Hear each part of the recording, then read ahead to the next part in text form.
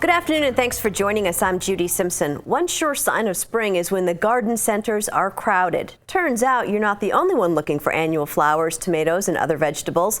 The choices can be overwhelming and you're not sure about the quality. So we asked our garden expert to give us some tips on how best to choose plants and flowers. Here's UVM Extension horticulturalist Leonard Perry. I thought it would be useful to cover a few tips on how to choose among the thousands of vegetables and flowers you see at the many retail outlets everywhere in the springtime. What I found and find for most gardeners is how well the plants grow later in the season often comes from how well they're growing now in the springtime. One of the first things I like to do is buy from a local grower, and there's several reasons for that. One, the grower really knows about growing the plants. You can pretty well rest assured they've been treated really well. You can find out good information from the grower, how to choose the plants, what goes well together, and you're supporting a local business as well. And when I come into a local grower, one of the first things I do is look at the crop overall to see how uniform it is. That's a good sign that it's been grown really well. If some plants are tall, some plants are low, worse yet, some plants are missing out of the pots or cells. That's a sign there's some issues with the growing that you may be bringing home if you buy those plants. Then I start looking at the plants, speaking of issues, to see if they have any disease on them. One of the main diseases to look for is what's called gray mold. Of course, this grower doesn't have any, they've done well, but what you look for is a gray fuzzy growth on old flowers or old leaves near the base of the pot. That's a sign the plants haven't been grown well. So avoid the plants with the botrytis, as it's called, or gray mold. Now, looking at some specific plants, beginning with a tomato, which is basically the most popular vegetable that most people plant, you want one, and this applies to a lot of these plants, in good proportion to the pot. You don't want it too tall or too short.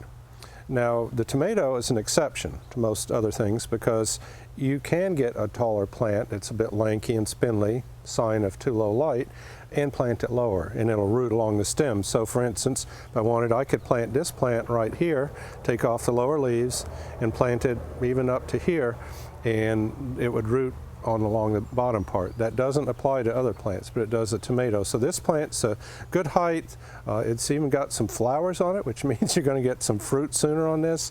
And it's got good leaf color. You want to look at the leaf coloration on whatever plants you're getting. You want a nice green color, if that's a color. If it's a red leaf, obviously you want a good red leaf.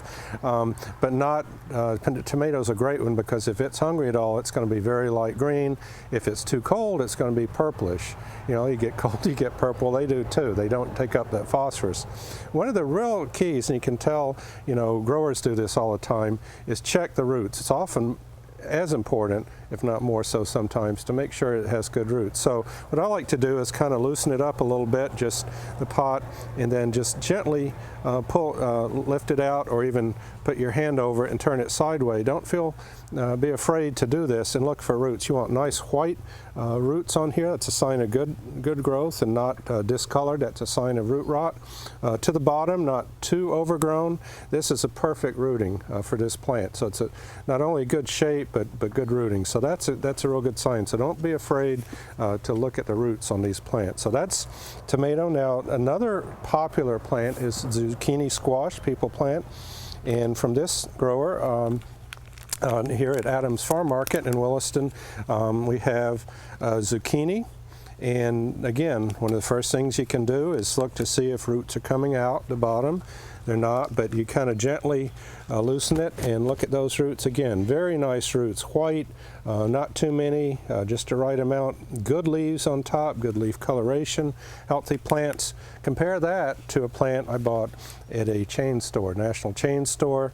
This has really been stressed. It's growing sideways. These were under an awning. It was growing out to the light. It didn't have enough water. It was bone dry. It wasn't getting water. There weren't staff there to water it, and it was under the awning, so it wasn't wasn't getting rain.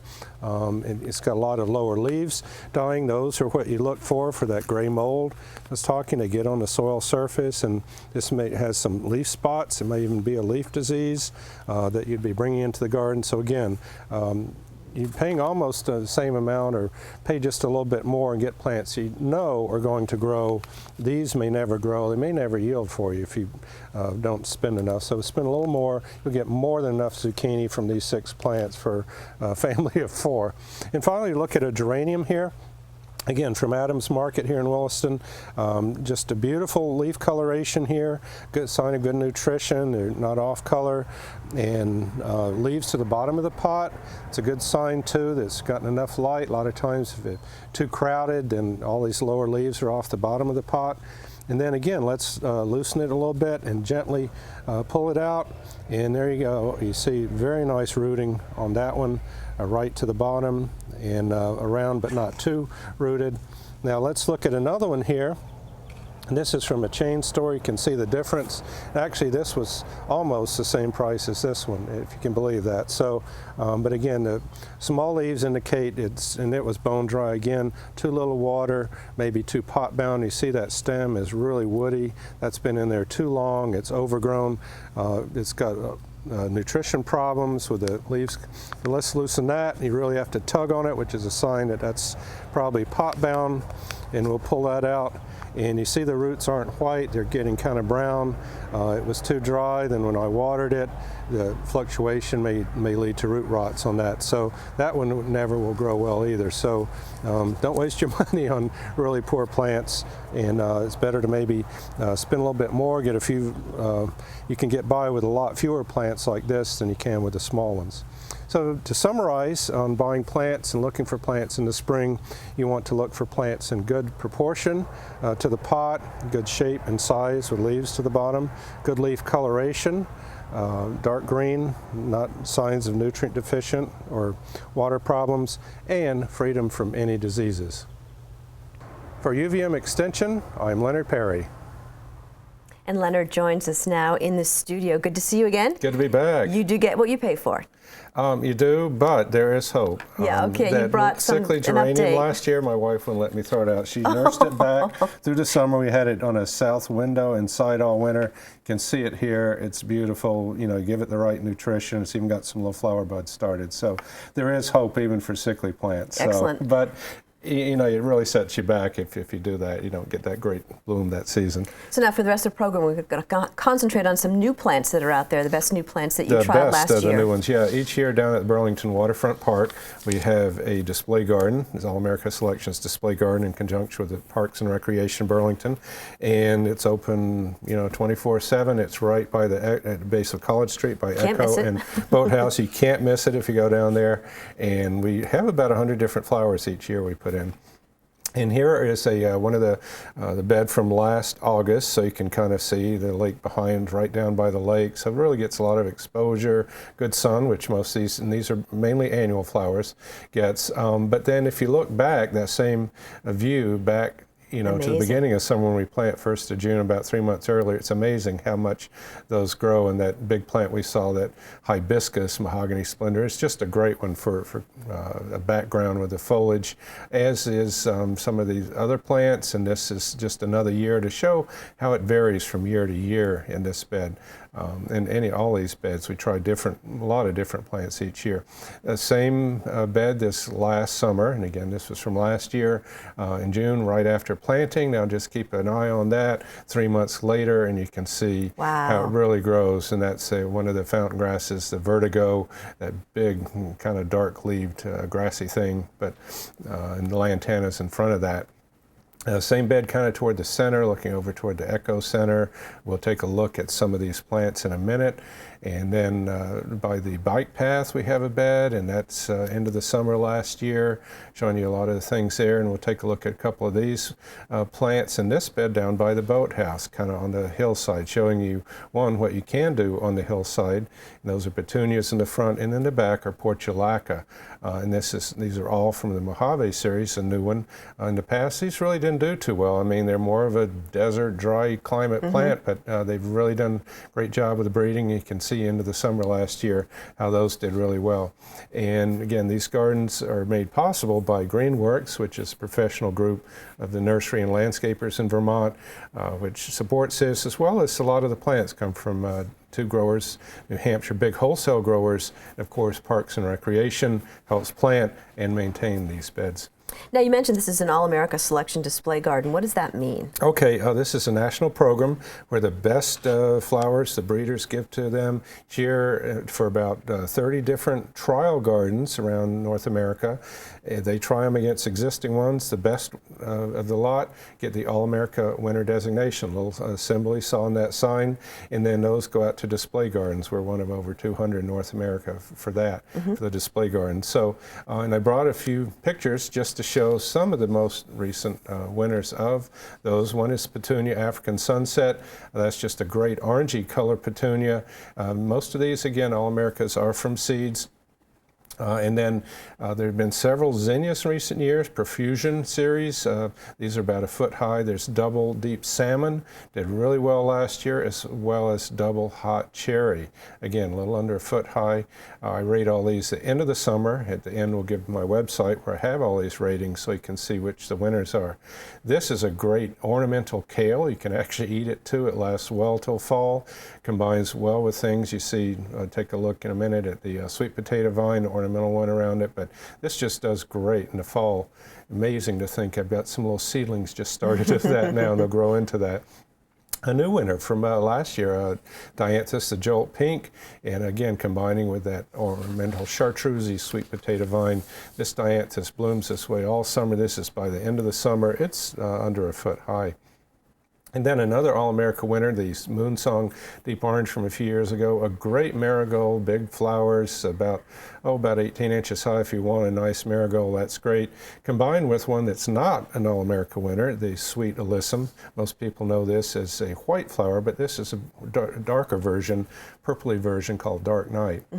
Now, that's a nice diversity of flowers grown from seed, but that last flower you showed us is not part of the All-America program. That's right, Judy. There are about 3/4 of the flowers we have down there are not. They're from those two growers. They're what are called vegetative. They're grown from cuttings, and they give us the small plants, and they grow on. Most of the All-America, so that's one of the requirements, have to be grown from seeds. So anyway, I thought we'd take a look at, again, some of the top ones. This is a Alternanthera calico plant, purpley leaves combined with a spurge, really nice white flowers. Combines well. We like to interplant, like this black-eyed Susan vine, the Thunbergia, the lemon coral one, the lemony one. There's a couple of orangey ones that got in. Growing up, this tall vervain, which is another one if people don't grow, nice to put in the middle of gardens. And then this dahlia that's about 18 inches or so high, beautiful contrast with the bright yellow flowers with the dark leaves. This is called Mystic Illusion. This was a really high rating one last year. A lot of the million bells, the Calibrachoas, this was the top one last year. A lot of them don't do that well for us, but this one you can see did great right through to the end of the summer. A South African daisy, another one that in the past didn't do too well. We're not South Africa here, right? But they have bred these to this Zion Copper Amethyst. This is a great color. Now, three here that combine well. This is a Gomphrenia or Globe Amaranth in the back, an Alternanthera, the Purple Night in the middle, and then a fountain grass, the Pennisetum, in the front. Nice combinations there. And then this Coleus, a color blaze with a reddish, pulling out that pinkish in the leaves of this fountain grass, the Cherry Sparkler. Thought that combination worked. Again, that Purple Night foliage against so this lavender. I thought this really worked well too. So a lot of it's about these small combinations you put together. Again, the Verbena, the Meteor Showers was our best. They actually had these great flower clusters, a nice height, a lot more flowers, and a lot of petunias did well, but these in particular, Star Charm, Violet, and Pink, were two that we underplanted did well. Picasso, there's several of those series of petunias. Picasso and Burgundy did very well for us last year. I thought that color was great, as is this one, the Moonlight Eclipse. I thought, again, a very pretty color on that. And finally, one of my favorite in recent years, Bolivian begonias. These kind of trail, they're good in hanging baskets, bloom well all through the summer. Now, you've mentioned too that you're offering garden tours this summer. How can people find out about that? Right, we've talked about those before and just wanted to mention again, we do have one coming up and it's in August, August 8th, and you can go to my website, perrysperennials.info, and that also has this listing I mentioned of all these All-America flowers, but this is a tour not to be missed. It has 3 excellent gardens, just so many plants here in northern Vermont. We'll have lunch included. It's just a wonderful tour. I hope people can join us on. Nice way to spend a day. Yeah, I hope so. And the registration's right on my website, too, for that. All right, Leonard, thank you so much. Thank you. That's our program for today. I'm Judy Simpson. We'll see you again next time on Across the Fence.